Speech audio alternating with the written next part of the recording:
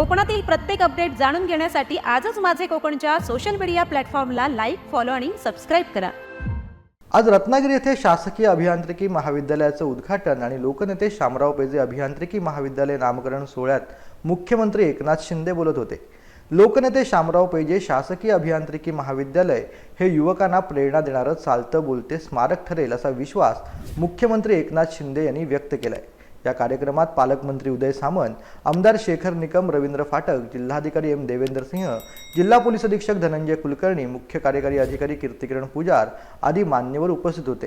प्रारंभी तंत्रशिक्षण सहसंचालक प्रमोद नाईक यांनी प्रास्ताविक केले तर प्राध्यापक सुनील पाटील यांनी आभार मानले। या कार्यक्रमास मोठ्या संख्येने विद्यार्थी आणि युवक उपस्थित होते।